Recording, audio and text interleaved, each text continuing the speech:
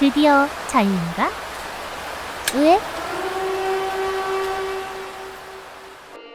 이 지구에는 정말 많은 사람이 오랜 역사를 거쳐 많은 국가를 세워왔고 또 많은 국가가 무너졌습니다. 그렇게 인류가 만들어낸 사회라는 집단 안에는 각양각색의 사람들이 속해 있죠. 대부분의 사람들은 모두 공동체의 평화와 번영을 도모하며 사회적 약속, 즉 법을 만들어 살아가지만 가끔은 이 규율에 어긋나는 사람들이 등장하기 마련입니다. 사회 공동체는 이들을 공동체의 위협이 되는 개인 또는 무리라고 판단하여 교화를 시키기 위하여 노력하거나 사회로부터 격리시키기도 하며 그 정도가 심한 경우에는 목숨을 끊어버리기도 합니다.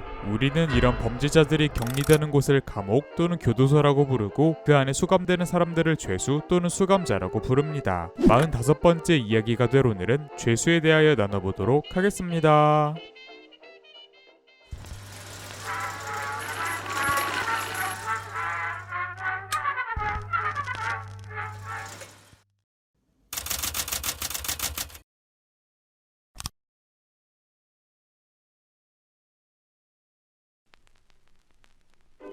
죄수는 죄를 지어 감옥에 수감된 사람을 말합니다. 이 가둘 숫자의 형태는 상당히 직관적인데요. 사람 인자가 큰 사각형 안에 에워싸져 있는 모양이기 때문입니다. 수감자라고도 하는데 한자의 뜻을 나열해서 해석해보면 거두어서 살펴보고 경계해야 하는 사람 정도가 되겠네요. 요즘은 수용자, 재소자 등으로 용어를 개선해서 많이 표현하고는 합니다. 이 사람들은 죄의 수와 죄질에 따라 다양한 형기를 부여받고 감옥에서 복역하게 되죠. 이들은 체포됐을 때 일명 머그샷을 찍게 되는데 이는 피의자의 사진을 기록하는 것을 통해 피해자, 대중, 수사관의 신원을 확인할 수 있게 하기 위하여 찍는 것입니다. 정면과 측면으로 나누어서 촬영하는데 이름과 수감번호가 적힌 팻말을 들고 찍은 모양이 정말 익숙하네요. 그리고 죄수의 신체적 특징에 대한 정보를 담기 위하여 키를 가늠할 수 있게 하는 눈금을 배경으로 찍기도 합니다. 그렇다면 왜 이름이 머그샷일까요? 머그는 이 컵의 이름인데 머그잔의 모양처럼 반듯한 자세로 찍어야 해서 머그샷인가?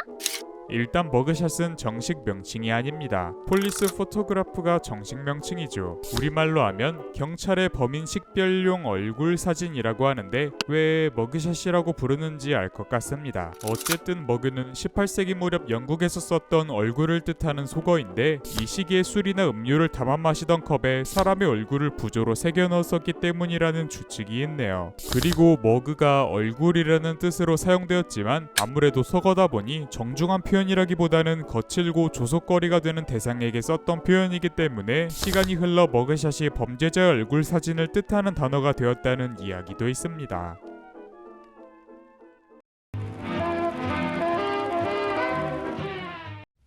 수감자들은 하나로 통일된 의복을 입고 생활하게 되는데 우리는 이것을 죄수복이라고 부르죠. 요즘은 좀 덜한 것 같은데 예전에 영화나 드라마, 애니메이션에서 얼룩말이 생각나는 패턴이 새겨진 것을 많이 볼 수 있었습니다. 그 외에도 흔히 떠오르는 죄수복의 색은 청색, 카키색, 연녹색 등이 있는데 청색은 형이 정해져서 교도소에 수감되어 형을 살고 있는 남자 기결수들이 입는 것이고 여자 기결수는 청록색 수의를 입죠. 아직 재판이 끝나지 않아 형이 정해지지 않은 미결수의 수의색도 다른데 남자는 카키색 그리고 여자는 연녹색입니다. 일반적으로는 이런 수의를 착용하고 맡은 직무나 처한 상황에 따라 다른 옷을 입히기도 하지만요. 뭐 그렇게 화려하다고 할 수 있는 색은 아니지만 어떻게 보면 은은한 파스텔 톤이라고 생각할 수도 있는데 이런 색상의 수의를 재소자들에게 입히는 이유는 심리적인 영향 때문이라고 말할 수 있습니다. 밝고 산뜻한 색을 통해 재소자 스스로 자존감을 갖게 하고 범죄적 성향을 개선, 교화시키기 위함이죠. 미국에서 재소자들에게 주황색 수의를 입히는 것도 같은 이유입니다. 주황색은 아무래도 활력을 주는 색상이니까요. 그런데 주황색에 활력, 만족, 정의감, 생명력 등의 뜻이 있어 재소자들에게 긍정적 영향을 끼친다고 해도 주황색은 눈에 잘 띄기 때문에 탈옥을 더 힘들게 만들기 위한 이유도 분명히 있을 겁니다. 그리고 수의의 색 말고도 명찰의 색으로도 구분을 할 수 있는데 흰색은 일반 죄수, 노란색은 강력범 또는 관찰 대상 수용자 등 죄질이 보다 무거운 사람이고 파란색은 마약범 그리고 마지막으로 빨간색은 사형수입니다.